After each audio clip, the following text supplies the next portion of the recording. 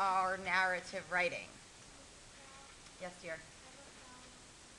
Okay, so you have this list, and obviously yesterday my list was quite linear, like we discussed. I went through a timeline. Can you please, Natalie, close those blinds for me, dear? And Marcus, turn the lights off, please. Yeah. I don't need all of them, just those first three would be good.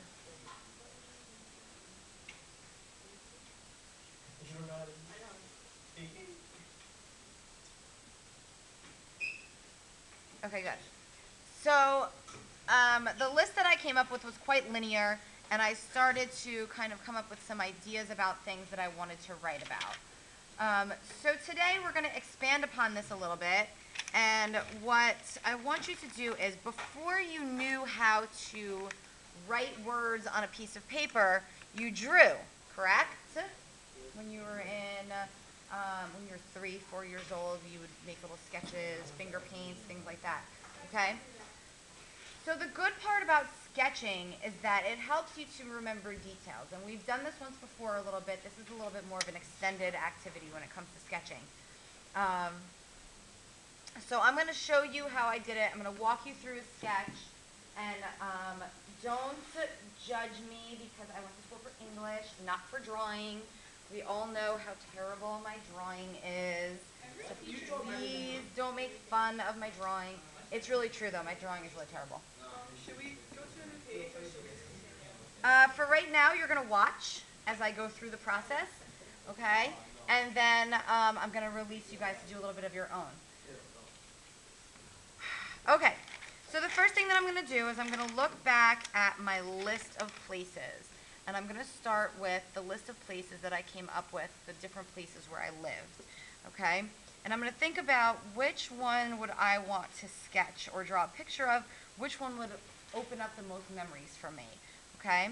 And I think that the one that I want to talk about today is this one when I lived in Rivervale with my grandparents, when I moved to New Jersey when I was 7 with my mom. Okay? So I'm just going to start sketching. My grandparents lived on Tiffany Ave. So Tiffany Ave was a street like this. My grandmother actually still lives there.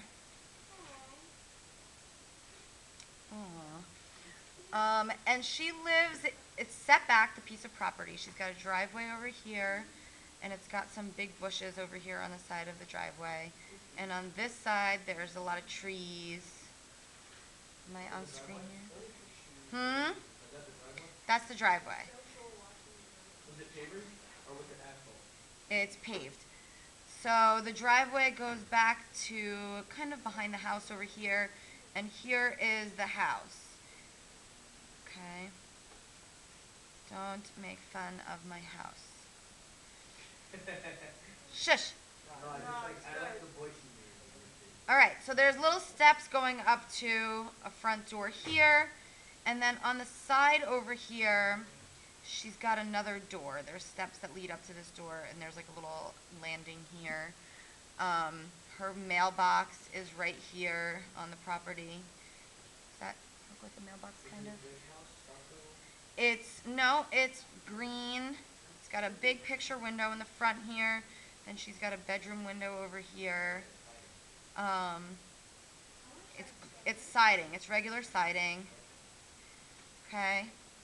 It's got shingles on the roof. Okay. There's more bushes over here in front of the house.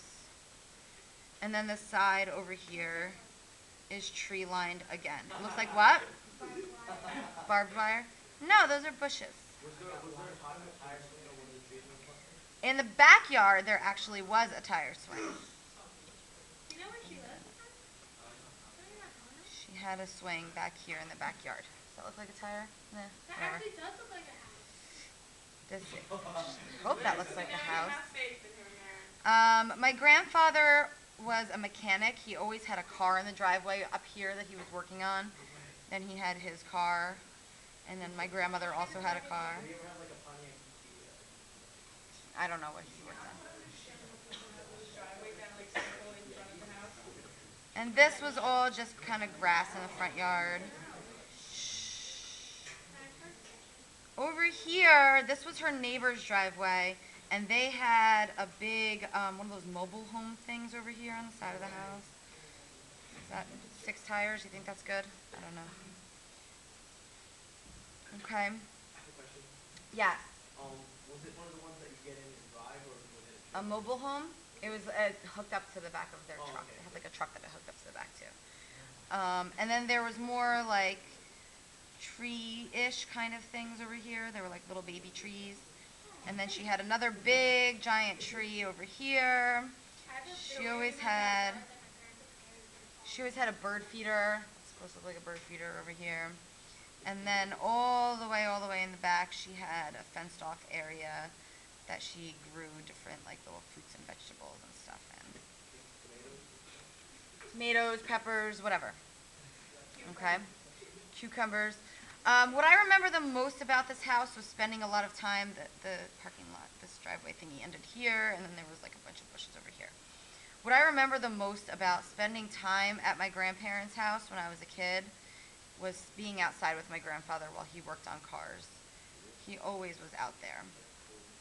But one of the other things that I remember that brings back memories of my grandparents' house was when my grandfather actually passed away when I was 19. So if this is the driveway, they have like this little side driveway area over here. And I remember sitting on these steps here with my father when they came to pick up my grandfather's body, because my grandfather actually passed away in the house. He suffered from cancer. He had lung cancer for many years. And that's okay. It happens. And when they took him away, they backed up the truck over here into this little like side parking spot over here. And I'll never forget the way my father and I were sitting on the front steps and we were watching as the truck pulled away. And it almost looked like a hole was left because there was just this blank area because there's bushes here and there's bushes here and there's bushes here. And I never realized before how it just looked like a hole in the earth. But when they pulled the coroner's truck out with my grandfather's body in it, that's what it reminded me of. It reminded me of looking at this hole that was left there. So that could be something that I could write about, and something that probably I would say shaped me a lot as a person now, because even though he died when I was 19, I lived with him from the time I was 7 till I was 9. So I knew this house very well. I remember, him being out here working on cars like it was yesterday. And then I remember with a lot of vivid detail what it was like when his body was taken out after he passed away. So that could be something that I could write about. So my grandfather's death, working on cars. My grandfather was somebody who meant a lot to me because my father wasn't around. So I remember being 13. When I was 13, my grandfather sat me down and had this big long talk with me about responsibility and how to act maturely, and I was getting into a lot of trouble and I was acting out, and he kind of a figure to me. Come on. He was more like a father to me than my own father ever was. So he's somebody who's important in my life, and he's actually changed to this setting in my mind. Okay? So what I want you guys to do now is I want you to look at your list and think about what you've gone through in the places that you've been, and try to choose one place that you feel like you could sketch in some detail, that you feel that means a lot to you. And I want you to turn to a fresh page in your journal and start sketching it, and try to remember as many details as you can.